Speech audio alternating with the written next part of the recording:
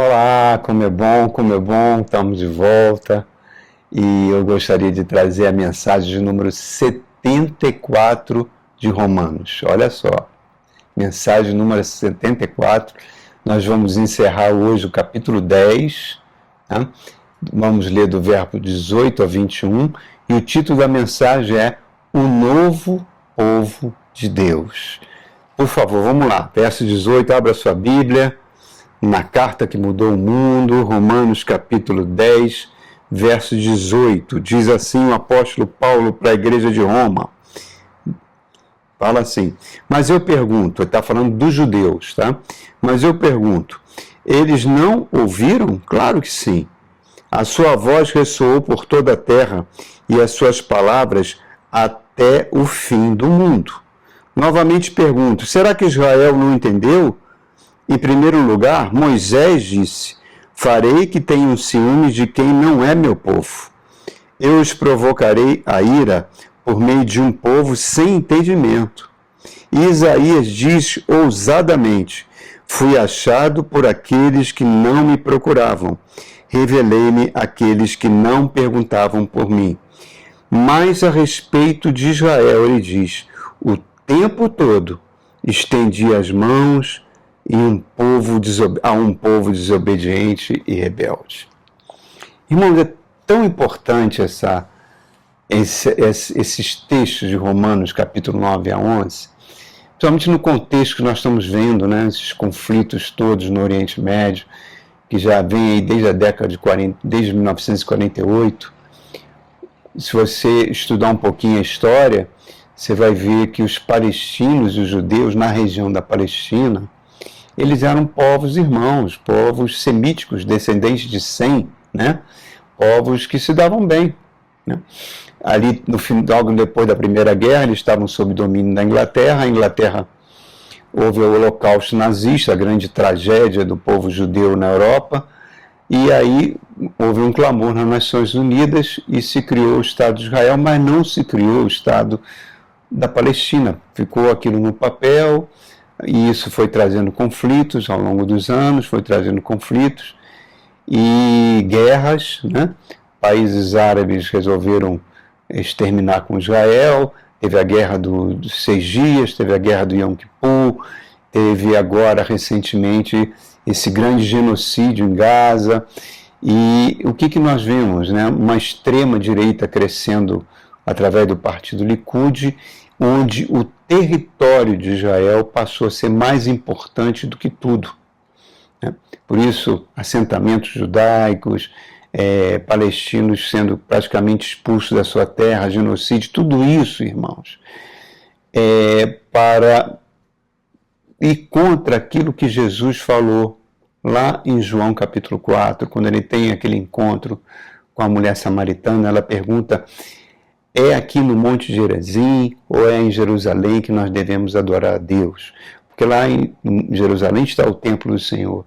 E Jesus quebra isso. Ele fala que não é mais terra sagrada, não é mais território. Porque Deus, ele fala, não é aqui nem em Jerusalém, Deus busca os verdadeiros adoradores que o adorem em espírito. Então Jesus estava estabelecendo um novo éon, um novo marco. O povo de Deus é o povo que vai adorá-lo em espírito, através da pessoa de Jesus Cristo, porque ninguém vai ao Pai sem ser através dele. Então, irmãos, todo esse contexto que nós estamos vendo, agora essa guerra fratricida com o Irã, tudo isso é muito preocupante, mas o mais preocupante de tudo isso é a gente ver a igreja cristã no Brasil, a igreja evangélica principalmente, nessa idolatria com Israel. Trazendo Israel como o povo de Deus, Jesus vai vir para buscar o povo judeu. Não, Jesus vai vir para buscar o seu povo, o novo povo de Deus, que 1 de Pedro diz que é a igreja do Senhor Jesus Cristo. Se os judeus se converterem e fizerem parte da igreja, eles serão resgatados. Mas o povo de Deus, que é o título dessa mensagem, o novo ponto de Deus, é a igreja do Senhor Jesus Cristo. Então isso que os políticos estão se aproveitando disso, vão para Israel, se batizam lá no Jordão, mostrando uma certa, para mostrar que tem uma ligação com Deus. Irmãos, isso é de uma blasfêmia horrorosa. Começou com aquela Universal fazendo a fogueira santa, depois gente trazendo água de Israel, água bendita. Tudo isso é de uma idolatria tremenda, irmãos. Eu não vou entrar no mérito de Israel e Palestina, que não é o propósito dessa mensagem. O propósito dessa mensagem é mostrar que a igreja é o povo de Deus. Este é o objetivo de Romanos capítulo 9, 10 e 11. Se você quer saber o que vai acontecer com o povo judeu, leia Romanos 9, 10 e 11. Está aí no nosso canal várias e várias mensagens explicando isso, né? E nessa mensagem 74, que estamos encerrando o capítulo 10, Paulo está repetindo novamente o que ele vem falando. Os judeus rejeitaram o evangelho. Rejeitaram a obediência ao evangelho. Não se importaram com a alegria que o evangelho produz. O novo nascimento. E Paulo explica, assim como Moisés no deserto tinha que usar um véu, porque o brilho da presença de Deus refletia no seu rosto, esse véu, Paulo está dizendo, ainda não foi tirado do povo judeu. Haverá um tempo, sim, que os judeus vão se converter, mas não é agora. Mas vai se cumprir aquela profecia que está em Zacarias, capítulo 12, verso 10, que eles vão olhar para aquele que foi transpassado e vão ter um grande pranto de choro. Irmãos, o evangelho, ele produz fé, ele leva a obediência, ele leva a alegria. A pessoa que se converte a Cristo, ela tem como pré-requisito uma convicção do pecado, desse poder destruidor, que mostram que éramos inimigos de Deus. E ele começa a sentir agonia pelo seu estado de pecador. E quando Jesus vem, lembre-se, Jesus veio, está lá, eu vim para buscar as ovelhas perdidas de Israel. Mas Israel rejeitou. João 1,11, capítulo 1, verso 11, diz que ele veio para os seus, e os seus os rejeitaram. É com o ministério de Pedro, né, do apóstolo Pedro, ali no capítulo 9, capítulo 10, quando ele vai na casa do gentio Cornélio, do general Cornélio, do centurião Cornélio, ali começa a conversão dos gentios. O apóstolo Paulo, anos depois, na sua primeira viagem missionária, lá em Antioquia da Pisídia, na sinagoga, ele sacode o pó da sua roupa, porque os judeus estavam rejeitando a sua pregação sobre Jesus, e ele vai para os gentios. Ali começa a igreja do Senhor Jesus Cristo. Ali começa. E o apóstolo Paulo fala, os judeus não receberam porque tropeçaram na pedra de tropeço, o que foi profetizado pelos profetas de Israel. Eles se orgulhavam da sua própria justiça no capítulo 9. Mas no capítulo 10 o apóstolo Paulo fala que não, a justificação dos judeus e dos gentios não é por obras da lei de Moisés, e sim pela fé. Deus enviou seus mensageiros para pregarem a loucura da pregação. Os apóstolos foram os primeiros pregadores, depois vieram os presbíteros, o restante da igreja. A pregação da palavra de Deus é o método para salvar homens e mulheres. Por isso que Isaías fala em 53, vai falar do Cristo, Senhor, quem creu em nossa pregação. Os judeus rejeitaram o seu Messias. E isso foi cumprimento de uma profecia do próprio Isaías. O apóstolo Paulo, que escreve o capítulo 9, 10 e 11, esses 3 capítulos, é que precisa ser compreendido pela igreja do Senhor, o papel da igreja e o papel dos judeus. Né?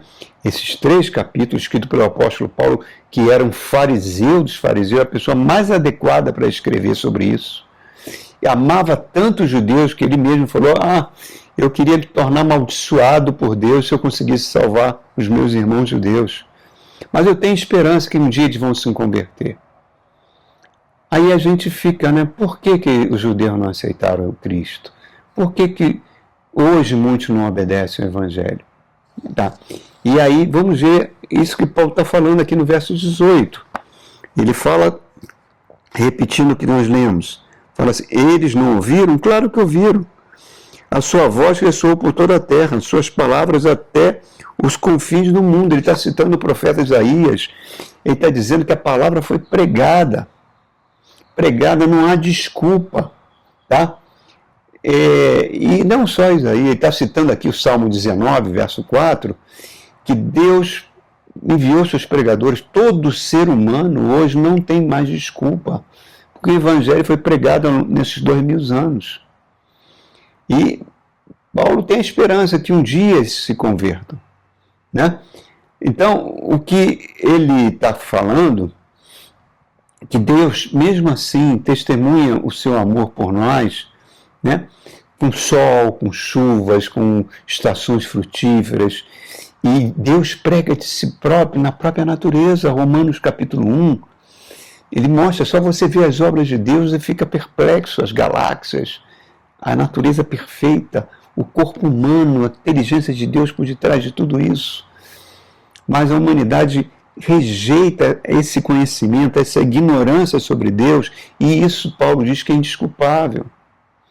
Essa mesma ignorância para Deus é a mesma ignorância que os judeus têm em relação ao Evangelho. O Evangelho foi pregado, Colossenses capítulo 1, 23, foi pregado debaixo desse céu para toda criatura.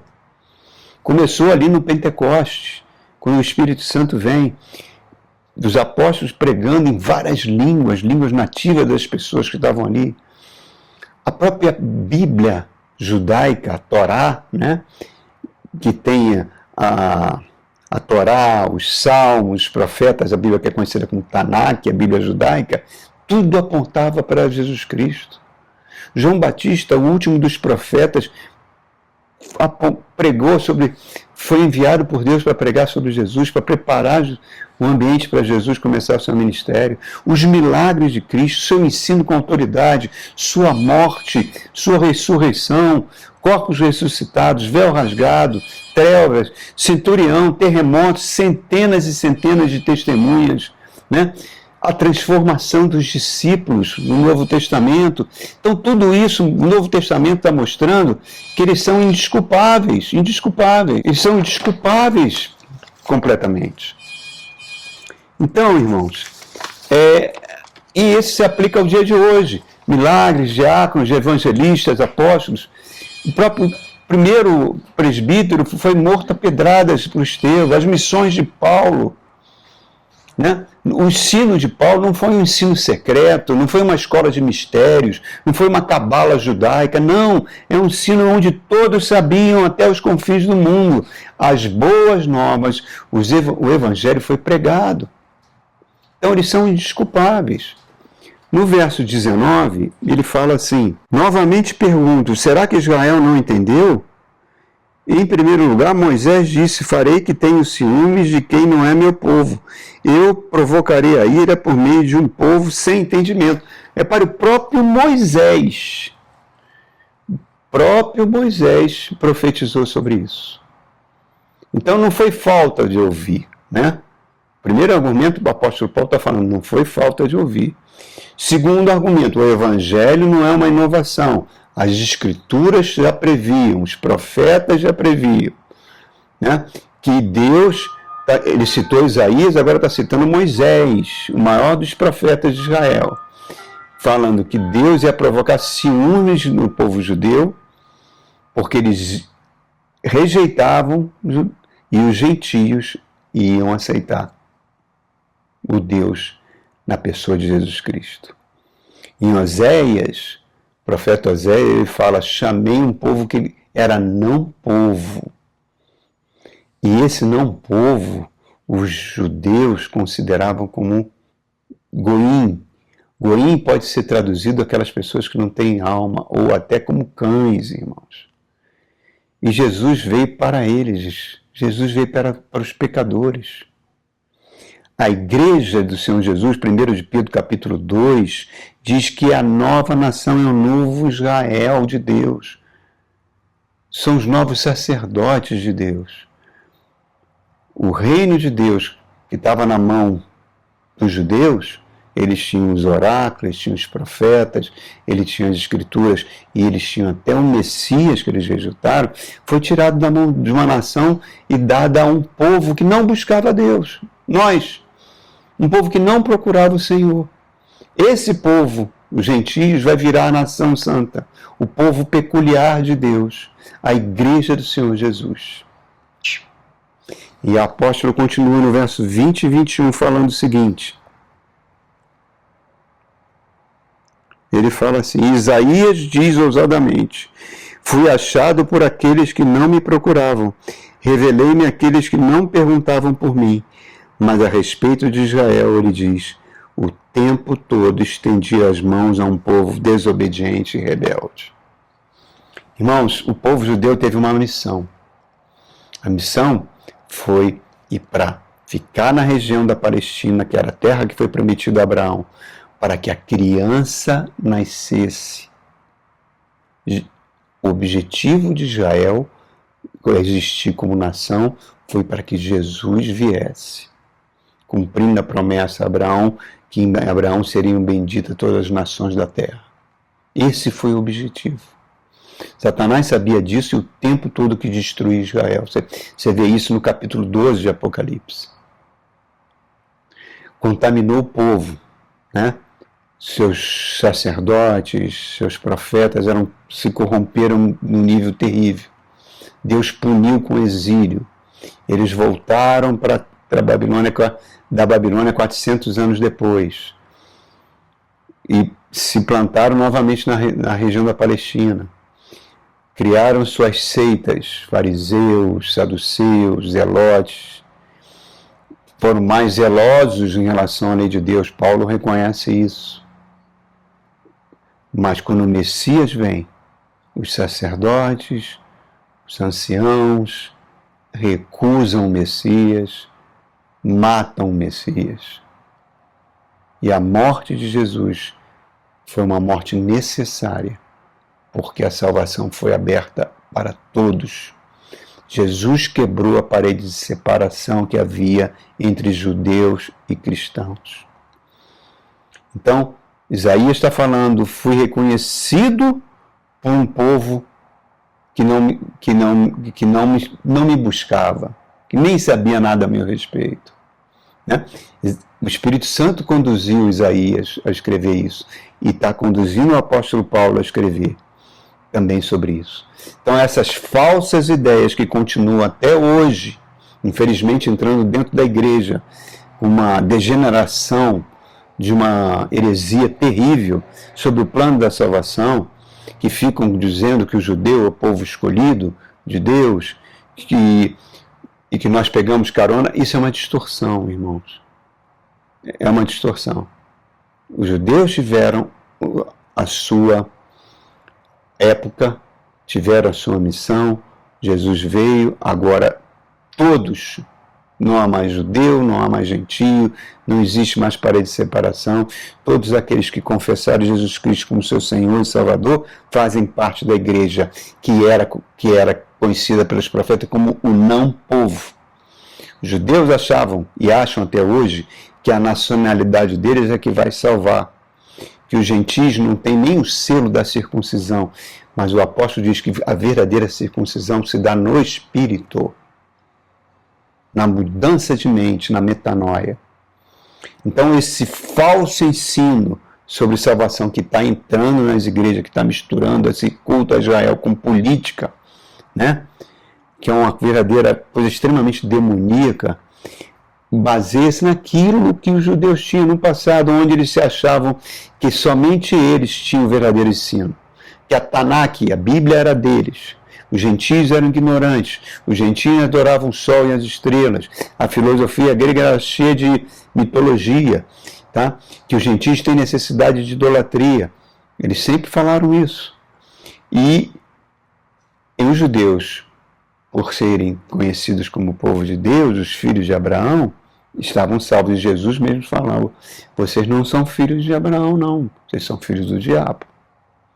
Porque vocês querem me matar.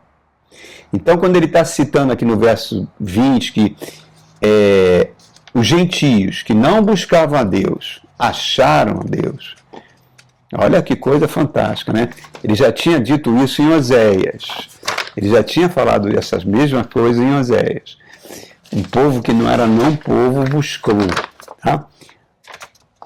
Esse povo estava condenado, estava em trevas. Conseguiu ser salvo pela pregação do Evangelho. Pela fé. Os judeus que não tiveram a fé em Jesus tropeçaram na rocha de escândalo, que é o próprio Jesus. Na época de Jesus, eles praticavam o proselitismo, eles iam pelo mundo conhecido da época, convertendo gentios ao judaísmo. E Jesus fala, vocês estão convertendo essas pessoas, mas estão se tornando filhos do inferno. Filhos do inferno. Por quê? Porque eles estão seguindo uma lei que oprime, não é o Evangelho que traz graça e salvação. Então, todas as nações que existem, irmãos, são iniciativas de Deus. Todas, sem exceção. E Deus se revela. Se revela. E na pessoa de Jesus Cristo, o que aconteceu? Colocou ciúme em Israel. Deus se deixa achar. Isaías está falando que ele estende as mãos. Toda ação de salvação é exclusiva de Deus. A salvação nunca é a ação do homem. É o processo de eleição pela graça de Deus. Se fosse uma atividade humana, os judeus todos já estariam salvos, seriam privilegiados e todos os gentios estariam no inferno. As palavras do Senhor Jesus Cristo, ele mesmo fala, ninguém conhece o Filho a não ser o Pai, somente a quem o Filho o revelar. Mateus capítulo 11, verso 25 e 27. O convite é para todos, mas nem todos aceitam. Os eleitos aceitam. Toda a glória, então, é de Deus. É de Deus. Israel não creu, porque o seu coração era duro, de dura serviço, povo obstinado. Como é hoje, como foi naquela época. Hoje, muitos não querem saber do Evangelho, com exceção dos judeus messiânicos. E quem não quer saber do Evangelho, gentio ou judeu, quem seja, é inimigo de Deus. Por quê? Porque João capítulo 3 diz, ele veio, mas eles amaram mais as trevas do que a luz, porque as suas obras eram mais. Deus está estendendo as mãos, está estendendo. Muitos estão dizendo não, mas Deus continua com os braços estendidos. A Bíblia toda fala sobre isso. O padrão de Deus ainda está em vigor, continua no mundo. A história da igreja mostra isso para nós, irmãos. Quando Constantino para de perseguir os cristãos e diz que o cristão, ele e o seu imperador logo depois que veio depois dele, como religião oficial do poder romano, né, trouxe o poder militar mundano de Roma para dentro da igreja. E com isso se afastou-se da palavra. Os santos que tentavam pregar a palavra e viver de acordo com a palavra, muitos foram mortos pela própria igreja da época católica, né? Que torturou, que matou, que logo temos vários exemplos disso, né? Savonarola, os valdenses na França, John Cliff na região de Praga até a Eslováquia. Alguns traduziram a Bíblia para o inglês, foram mortos por causa disso. O concílio da igreja anglicana, quando aquele homem traduziu a Bíblia para o inglês, ele foi morto, não deixaram nem os ossos dele, arrancaram os ossos dele e queimaram numa fogueira. John Hus foi torturado e morto. Lutero foi perseguido terrivelmente, Calvino perseguido terrivelmente, Wesley, George Whitefield, todos foram perseguidos até pela igreja que se dizia protestante na Inglaterra. Porque na mentalidade desse falso evangelho, a salvação é por obras, por mérito. Então, a doutrina divide, irmãos. A religião traz guerras, está vendo aí, estamos vendo a religião. Jesus não trouxe uma religião. Jesus trouxe a transformação do ser humano. O ser humano tem que se humilhar na presença de Deus. Aceitar Deus como Jesus como Senhor e Salvador. E o Senhor vai nos tratar como Ele quer. E qualquer que sejam as consequências, nós temos a plena convicção que Deus nos ama. Porque Ele formou a gente. Nós éramos não povo, e agora nos tornamos povo de Deus. É a igreja do Senhor Jesus na face da terra.